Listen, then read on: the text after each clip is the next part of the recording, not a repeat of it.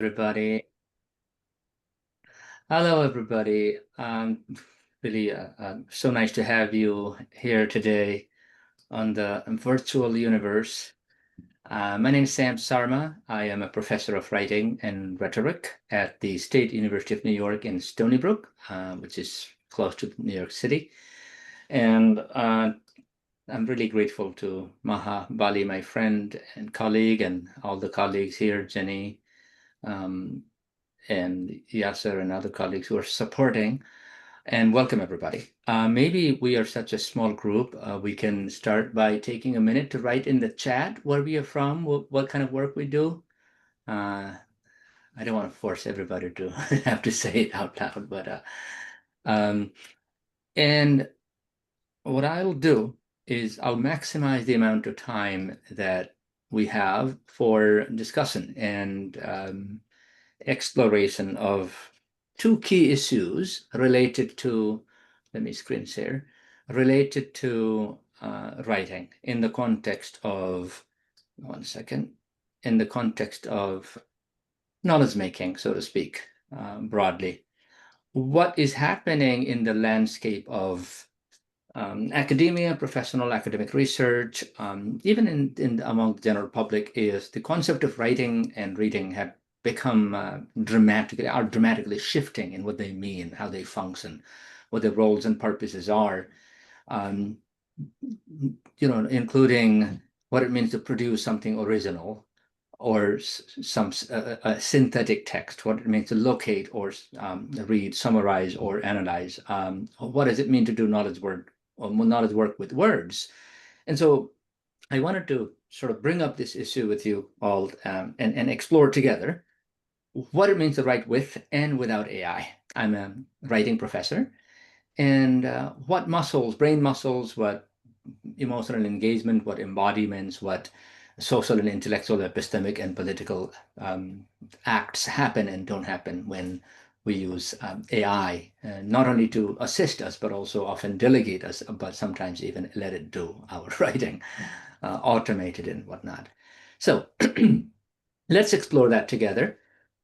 I'd like to start with a very general set of hypotheses that maybe in the humanities where we discourse or use discourse as a dominant tool for knowledge making, we dialogue, we synthesize, we interpret, we theorize, we cite each other, we have conversation, and conversation is a mode of knowledge making. There, I think the idea of simply generating the output rather than going through the process of thinking, conversing, creating new ideas, but rather delegating, seems to have a whole new set of implications with AI, writing with AI. When it comes to writing AI with AI in the sciences, at first it seems as if, well, the scientists are gathering data from labs, from patients, from the field, from communities, and therefore there is a control mechanism that the knowledge created in that process is not simply synthetic text produced by a non-conscious, non-responsible machine, but rather it has to be anchored in the data. And because it has to be a little bit more transparent and systematic and whatnot, right? And science may seem a little bit more immune to all the harms of AI, and it is, I think, true to some extent. I studied the phenomenon of scientific communication and how it is writing helps create knowledge as my PhD dissertation. Um, in the social sciences, it seems to be somewhere in the middle because the social sciences use both methods of, using text and words and conversation, as well as using data and evidence from the field. And therefore, it seems to have a mixed impact. But I believe that while researchers in the sciences may approach writing more as a vehicle for new ideas based on real world data and therefore may mitigate the impacts of synthetic text, and researchers in the humanities risk losing social value of the knowledge they create if they depend too much on the synthesizer, where the words don't come from the world. Um, However, if you look a little more closely, and I'm going to do that through the activities today, writing is a lot more than what scholars beyond the humanities think. It is not a tool for direct, transparent transcription of pre-existing ideas, but rather an embodiment of ideas. Writing makes ideas come to life. So delegating writing delegates intellectual work, even in science. It delegates professional growth. It delegates, it offloads ethical social responsibilities, and therefore, even something simple like summarizing by using AI may pose risk to the intellectual enterprise, to the very enterprise of academia, and therefore the public's trust and value of our work. But ironically, the public seems to be already bought into the idea that writing is now no longer necessary. AI will do it for you.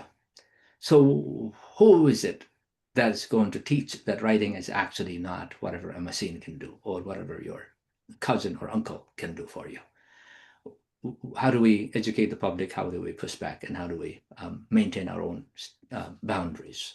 So that boundary creating process comes, I think, through two processes. One is when we begin to rethink, redefine, and relearn writing and what it means in the age of AI among ourselves. Let us be honest that maybe asserting too much agency and not using AI at all and ignoring or rejecting may not be the way to go, like with the internet, with the computers, with word processors, right? We may need to begin to share space, agency, or at least learn to use effectively and not use counterproductively. The second one may be to create and adapt tools. And those are the two things that I would like us to do today, to begin to rethink what writing means for you in your own particular context, and to begin to create your own tools for drawing the lines of where you will stop using AI and when not to use AI. So that is what my title was. Let's begin with the first activity. I'm going to share a link in the chat box. There is a handout that you will see. I will also share the handout here. It's called the Writing with and Without AI handout. So what it does is, let me make it a little bigger. What this handout does is to really try to define writing from my perspective as a writing professor and researcher of writing. We use writing for taking notes. So for example, because it helps us to do A, B, C, D, E, and the use of AI in that process, plus on the positive side might help us to do that, but it might also undermine the enterprise. If we are using writing to take notes, and this is what it helps us to do, and therefore AI may help us to do that or undermine that process. In any case, you can see as much as you want. I'll give you 5 minutes. And then what I want you to do, I'll get to that in a moment. So for example, if you're gathering and organizing sources or data, writing is actually what facilitates the process of doing that. And therefore, these are the tasks. These are the positive and negative value added by AI. And this is for facilitating data analysis and interpretation. I was only thinking about writing in the context of research and publication, but you could be writing in many, many, many other contexts. So this handout is not supposed to be universal about writing. It's supposed to be about writing in the process of research and academic scholarship, or for facilitating sharing, such as publishing or presenting your work and storing and retrieving by others. So those are the broader functions of writing, where writing may not be visible, but the moment you make it visible like this, you begin to see that it was actually embodying thinking, embodying knowledge making, embodying the process, rather than a transparent tool that somebody else, a clerk, a secretary, or an algorithm could do for you. So that was the premise as a writing professor. That's what I wanted to share. Let's go back to the activity. Let me share this again. And the activity is to look at the handout and ask yourself what writing task you do better with and better without AI. Maybe make a list so we can have a conversation. Think about originality. When do you write more originally with and without using AI? Don't presuppose that AI necessarily undermines originality. It may actually, if you know how to do it, might actually enhance originality or agency or depth, whatever it is, right? Depending on the nature and function and purpose of your writing. And maybe AI prevents you from slowing down and thinking through what I call grappling. And grappling is extremely important. A lot of people are like, "Oh, but I got it done." But did you go through the the sort of brain's neural rewiring process through the experience, through the hardship, through what we call experience? Um, and then maybe there's another dimension, which is it may help in every other way, but does it also help you to be a more ethical, more responsible, sensitive, or accountable writer? Um, so please don't presuppose that AI is always negative in all of these regards. But what are the tasks that involve minimal or no risk when you use AI to write? And where do you think you need to rewrite the meaning of writing? So that's my prompt. Please take notes, make a list of writing tasks, and then annotate those tasks by saying, here my AI helps me to be more original, to assert more agency, or add depth, or hurts my originality, agency, and depth. Another task may be AI hurts my necessity to slow down and think through. Another may be it helps me to be more accountable, whatever you can come with. So the idea is to start to sort of think how to, look at writing in the age of AI. Do we need to rethink writing? Do we need to stick to our guns? How do we rethink and redefine writing? I'm going to pause for a full 5 minutes.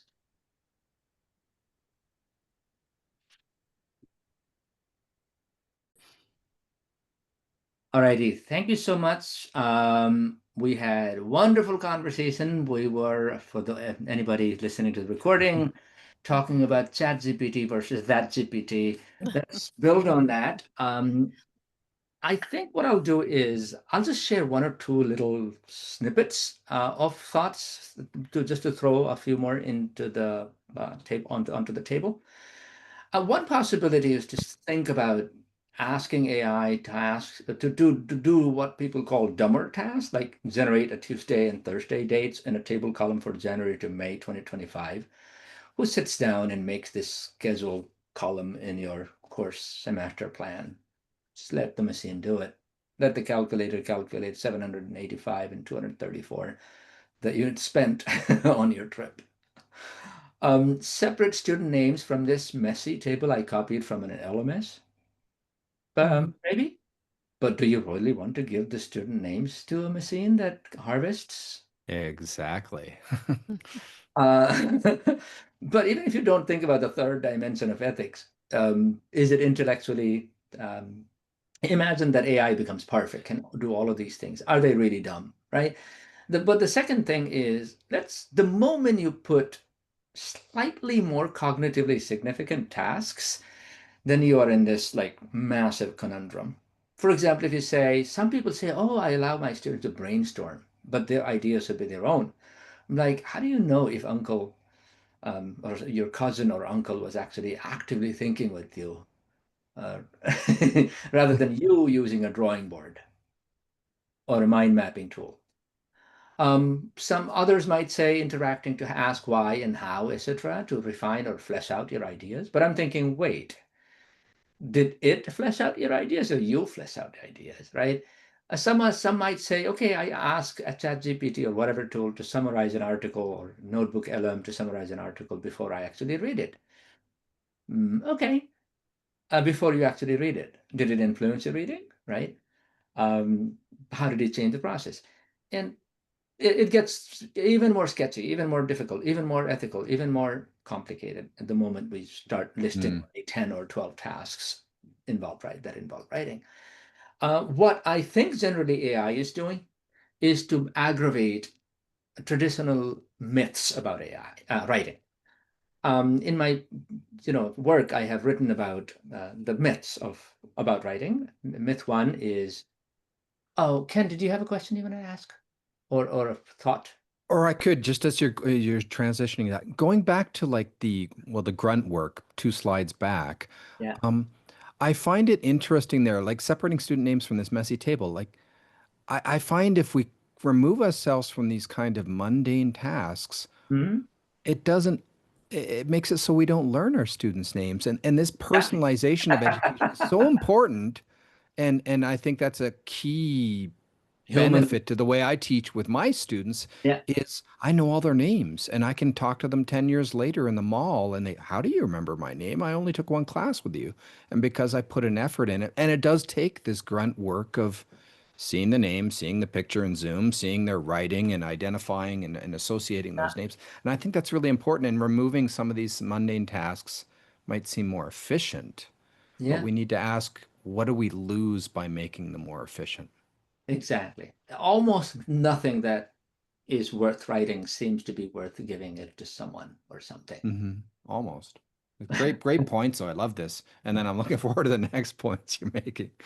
And therefore, there were already a huge number of bizarre misunderstandings about writing prevalent across society and across the disciplines. And we had been fighting. And now it feels like AI comes along and puts all of them on steroids. For example, this idea that writing is a single, simple, and linear process rather than messy, complex, and multi-layered process, or iterative, right? Uncertain, never complete. Transient Smith is like once you learn to write once in fourth grade, then you're all good. Then you would not have to learn to write in college, the college way, or learn to write in engineering, the engineering way, or different levels, different context, different audience, different genres, different venues.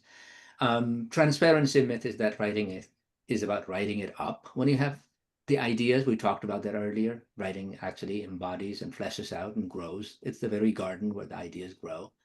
Um, and then the other one is hierarchy myth, that you can outsource the lower order writing tasks. I've been fighting with this for a long time.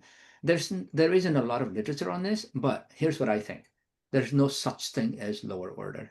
It's about what is what is the purpose or goal of doing something. For example, somebody is learning to edit, that is the highest order of things to do. Or somebody's learning to draft, that is the higher order. Somebody's learning to revise, the high order. Somebody's learning to format, high order. Somebody's learning to you know, put commas in the right place, very high order. Whether it is learning or whether it is the human attention or it's the human relationship, order is not a universal thing outside of context, medium, audience, and purpose. It's rhetorical. There's no order. It's made up. There's no general universal order. Another one is content is separate from the form. And it is common among a lot of scientists. And that is the case, then the form, if you give the content, somebody's going to create the form out of it. Or vice versa. You know, you can get the content from AI. It's more dangerous because AI has access to all knowledge. AI actually has created a new myth, right? And then style myth. Good writing is effective style. Or genius myth. Good writers are born. It seems to aggravate each of them in massively dangerous ways. For example, the linearity myth. Now AI will help you to skip through all of the tough steps. Or AI, you don't have to do learning anymore because it's not only about that you have to learn once, you don't have to learn at all.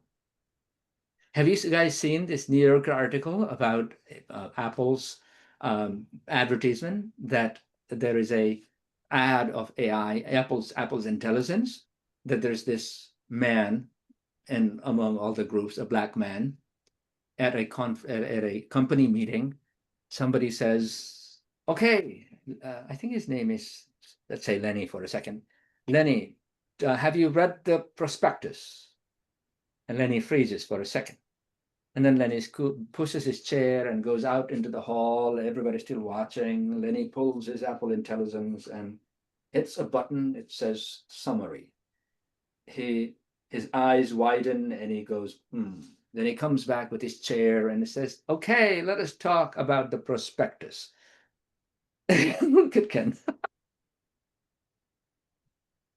And Apple proudly says that you don't have to read anymore. That is the proposition, that is the value, right? They are already saying you don't have to write anymore. You don't have to learn to write anymore. And when Google's notebook element was released, they actually said you don't have to think anymore. Anyway, so I won't go on and on about this, but we could write many books on how it is aggravating the existing prevalent myths. So what I did what in this section is the first one is like, okay, where do you really care, right? What do you really care? Let's hear from other colleagues. Mia, do you want to get us started? I loved your anchor point of intention. Sure. Can you feed the prompt again just so I can weave into what I'm thinking about? Or, I'll do that. yeah, thank you. So the question is, where do you think you need to rewrite the meaning of writing? And also, what writing tasks could you do better with that? Oh, we did that already. Okay. So where do you need to rewrite the meaning of writing? I was talking earlier with my group about this question of intention. You know, the moment that we start to formulate what we mean to say and then pin it down, you know, where it's sort of almost like a climate that's flowing through your mind, like clouds floating by, and you want to pin down what you mean, right? So you grab at something and you find the word, and then you move forward, hoping that it's received with clarity. That's, you know, a kind of sketch of what writing is when you're experiencing it. But really, what you're doing is trying to refine internally your intention. What is your intention? And that is an inner process. And if we're mindful about it, then we're aware of that process and we take it seriously and we do our best to articulate in a way that gives and makes possibility for connection with others. So if we give that power away to a machine, we're also at some point not doing that work that I just described of being aware of our thoughts, of, you know, moving through different nuances and different possibilities, different clouds. All of that is a part of being alive, knowing ourselves, etc. And it's harrowing to think that we would give that away to a machine that's patterned on former processes from others, you know, that did that in one context or another. Okay, maybe that's enough for now, right, Thank Shyam? Yeah, let's go to another colleague. Enough. What do you think? Where do what what Mia's point is making me think about it, the next activity that I have, which is what are our tools, intellectual tools, heuristics, analytical tools that will really help us to assert our position, our agency, our value. And if I don't value intention, then it's okay. I'll use AI and let it do the writing for me. But I think it's that awareness that we need to instill in our students and our neighbors. If we can do that, I think we can do the job of what a scholar, educator is a literate person is supposed to do in society. Other colleagues?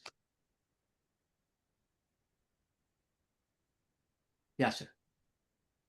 Something I would talk about in terms of values and intention is also voice, intersecting between both intention and value, because sometimes I've had people in group work as a student, they really wanting to do the writing, they really wanna excel in the writing process, they wanna do the whole work, but then the aesthetics of their writing is not as what is produced by AI compared to their own production. And then they feel like, oh, I'm gonna write and then put it to AI in order to have a more sound voice. And I've had folks who said, oh, I want said to AI, I prompted AI, not said to AI, um, uh, prompted AI. I said, I just want my writing to sound like whatever. And they got like somebody who's really known and asked AI to emulate that AI. In a creative writing class, I've seen a lot of people prompt AI and say like, oh, I want my AI to sound like Jane Austen. And then ChatGPT or other LLM would go ahead and mimic, or at least try to mimic, because I don't think that AI mimics. It tries to follow the paternalistic or the pattern matching process through which, I would say a close production of Jane Austen would be outputted to the person, output to the person. But yeah, that's It is. why I think voice is a really great I way to love that. also put that. It is the Jane Austen created by statistical probability, not intention or voice or agency. It is the Shakespeare that is created by a massive processing of words and finding likely patterns.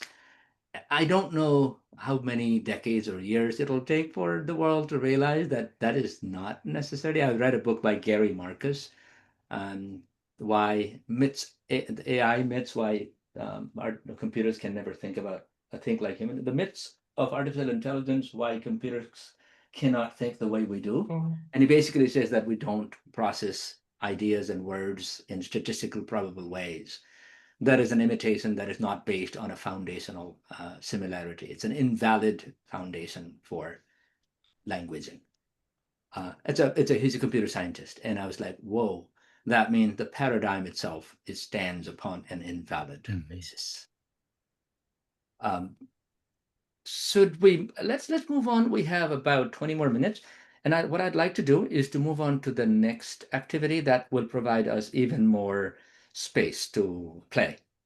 Here's what I created when I was in Morocco for 2 months. The last 2 months, I was working with a lot of doctoral students and professors, and I was at times I was a little frustrated when I was trying to work through the issues of writing and the intersection with AI.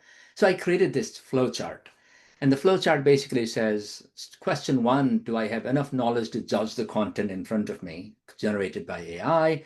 If the answer is yes, maybe you can ask the second question. But if the answer is no, you might want to learn about that subject matter until you can judge that content. What Mia was saying earlier, what happens to the development or writer, right?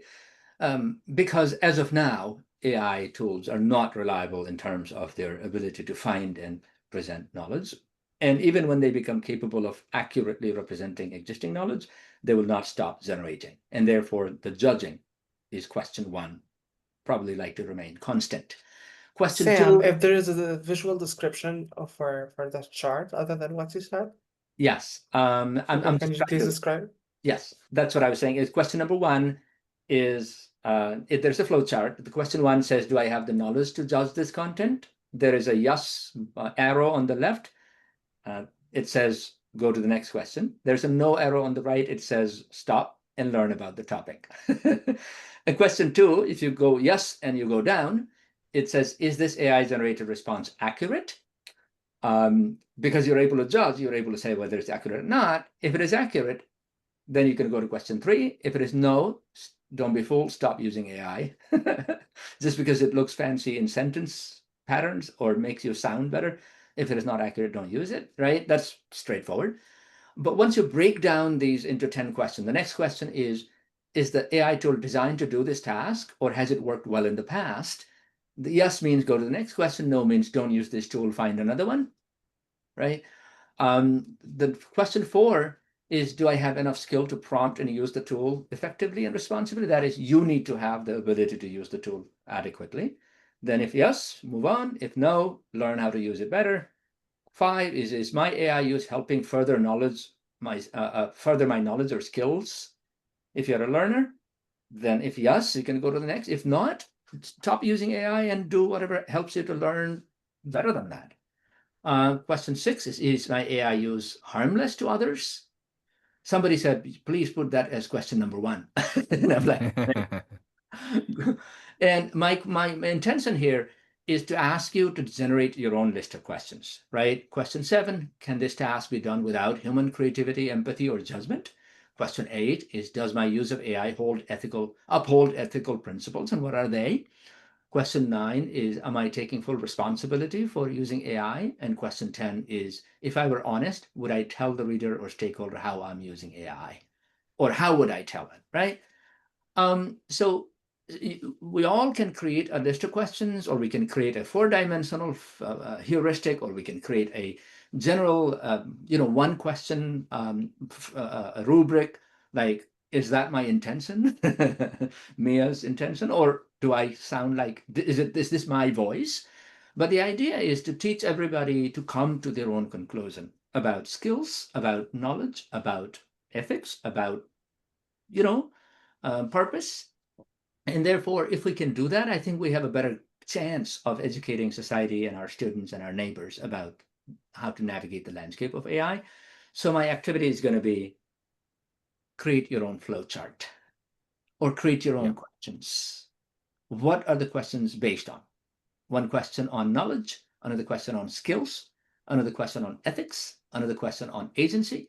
But you have to come up with your own sort of rubric or your personal rubric so that when you start using AI, when you're writing, you're saying, yes, I will use it as long as 1, 2, 3, 4 is yes, rather than I'm not sure or no. What do you think? I will pause and give you 5 minutes. Please come up with the list of questions that you would like to ask so that you do you with or without AI.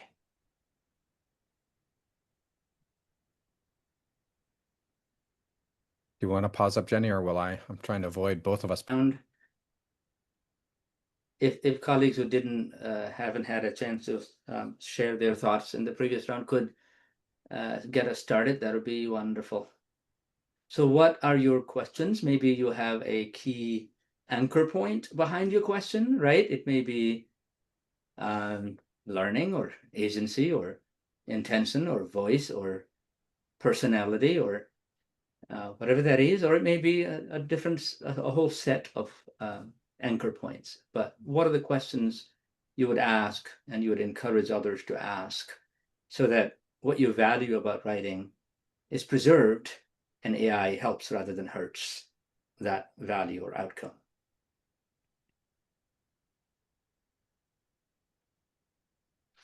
Nora? Go ahead, Nora. Oops. Somehow your sound is not coming. Your sound's not coming through. Working? Perfect. Oh, yes, now. Yes, now it is. Okay, thanks. Possibly the question could be, am I acknowledging specifically how I'm using AI? And if I used it in a writing task, am I citing it? That is a very good, like, if you can tell, maybe that will draw your boundaries. Because you seem to value what other people think about your writing, whether you come off as, whether you are honest or dishonest, or whether you are, transparent or not. But I do have one question for you, Nora. Maybe other colleagues can also help us, both Nora and me. I have been thinking for about a year now, or maybe 2, that putting quotation marks around statistically probable string of words doesn't sound to me like what I define the term quotation. Quotation for me is too sacred. When I put 2 quotation marks around a string of words, I was assuming human agency, human expertise, human intention, human being behind that, authority, right? But the moment you take out the human authority, intention, then what am I quoting? So I have refused to put quotation marks around, or I have refused to cite AI. I always say I use AI to do the following because, it may be brainstorming, or it may be organizing, or it may be whatever. But I have struggled to come up with an idea of how to cite, because even paraphrasing seems to put me in an awkward situation. Any other thoughts, any ideas? Like, maybe we can respond to that and build on that. Perhaps reflecting, maybe do a post task after the original one and reflect on how AI helped you do something specific. And then share that reflection, maybe. Yeah, make that, reveal that the actual task, rather than simply putting quotation marks. One, AI have not become reliable in terms of their ability to locate human information. Second, they will never stop synthesizing and producing probable patterns, because that is their brand. That is the money's value. Other colleagues, what's your framing?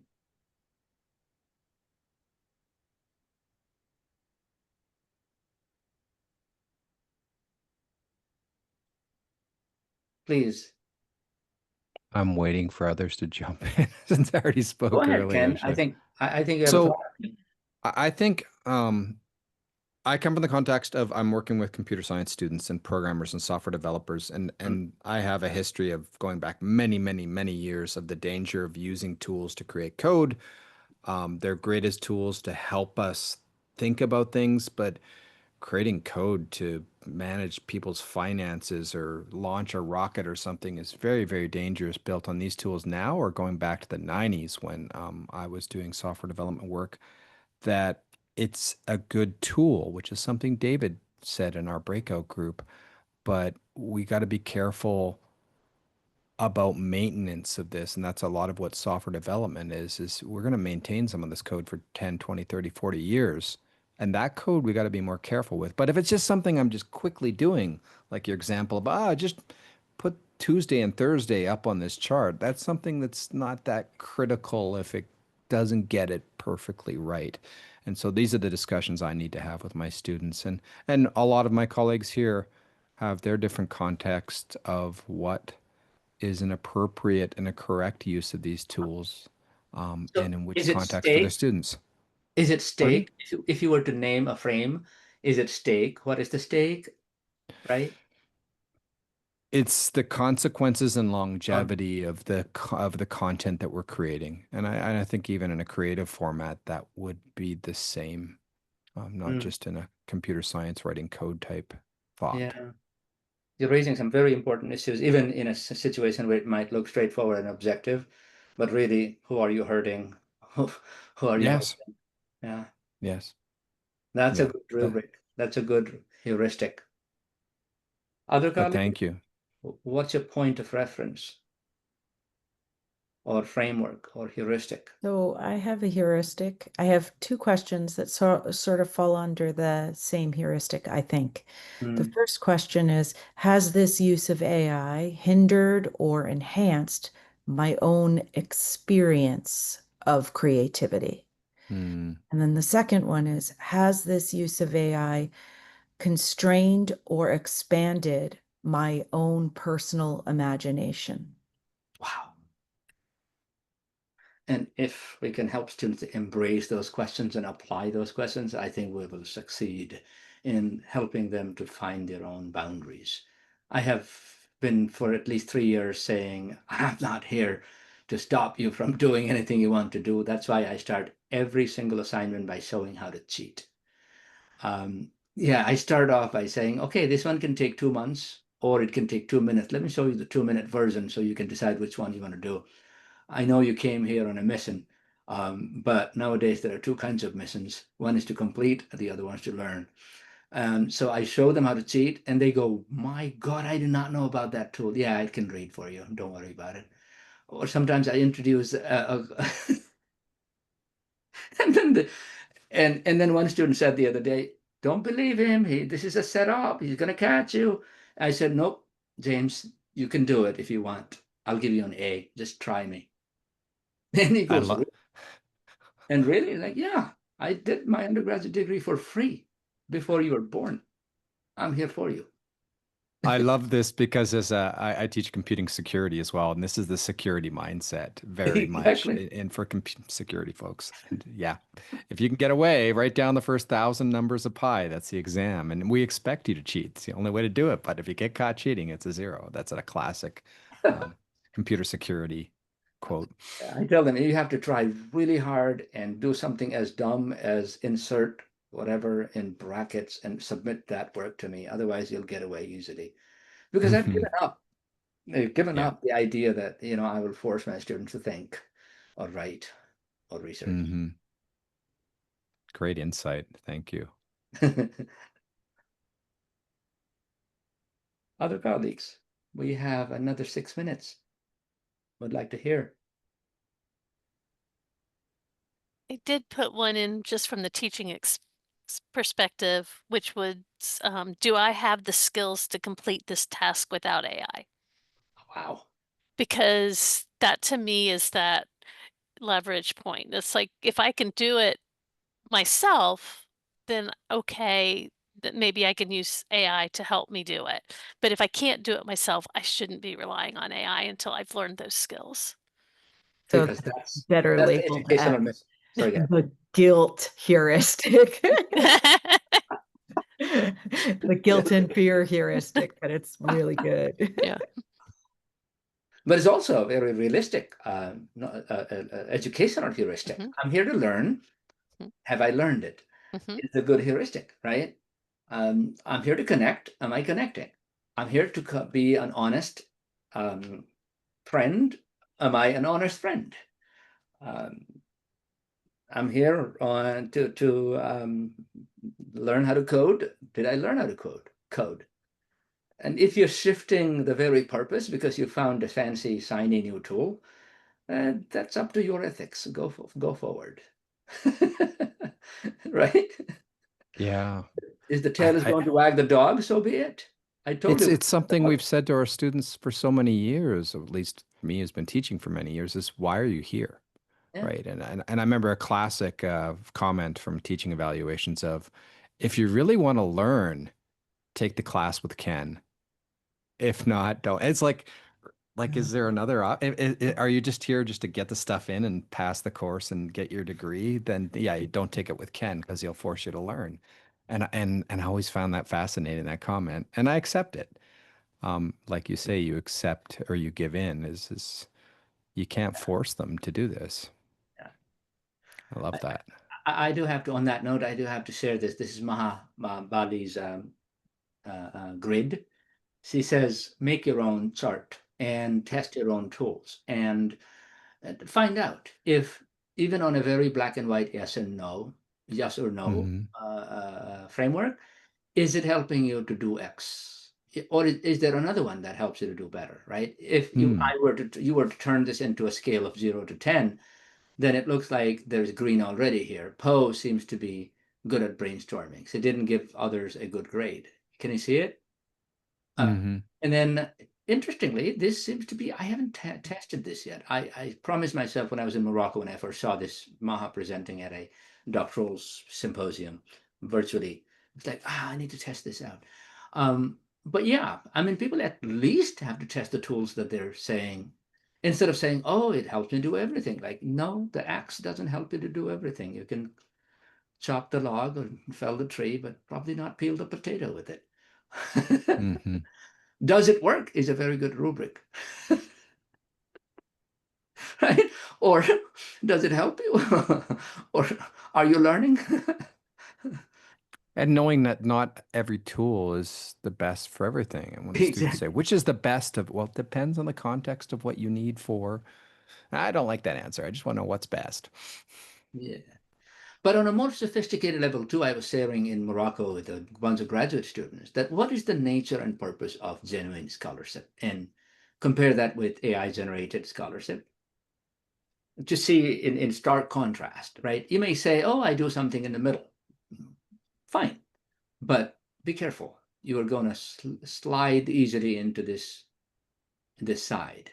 What does it mean that scholarship must be evidence-based? And this is the question that I was raising today, that in the humanities, we take the risk of looking at knowledge as words and dialogue, rather than anchoring that in any evidence or method.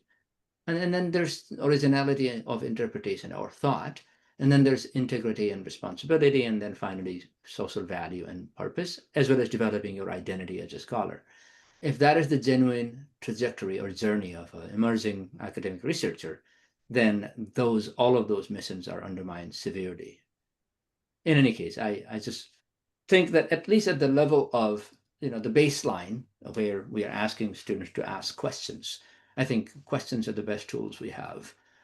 Ask your questions. What is it that you want? Why are you here? As Ken said. Yeah. Other thoughts, if anybody would like to add?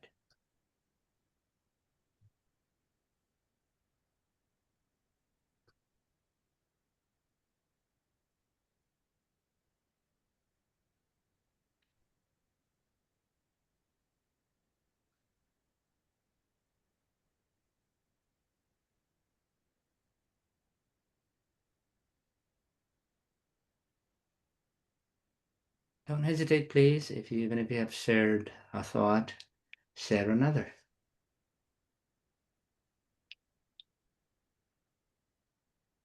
I just appreciate joining this group, as often I find I'm the only computing scientist in here, and I keep telling my colleagues they need to come to these type of conferences and sessions and get a different perspective on the work that they and we do. And that's why I'm always here. I've been involved in this work with Maha for years and years, and Mia. And so I get a lot from collaborating and working with this group. So thanks. And thank you. I think this is the first time I've seen you in a session, and this was great. Thank you. I learned a lot. I will think about what the colleague said today for a long time. Thank you so much. Thank you for this Yeah. wonderful session. Thank you. Yeah. It seems like every summer I like exercise artificial intelligence reflections more, just like Ken is saying, it's ongoing work all the time, but for some reason in the summer during MYFest, it gets like leveled up in some way through conversation, like the one that Shyam led us through today. So thank you so much. Thank you. Yeah. Well put. Were you going to add something, Yasser? I think a text to speech came through, or maybe it was your screen reader. Yeah, I was gonna say that yeah, session today was interesting. So I'm kind of grateful that I've attended this one. Thank you so much, Sam. Thank you, sir. Back to the facility.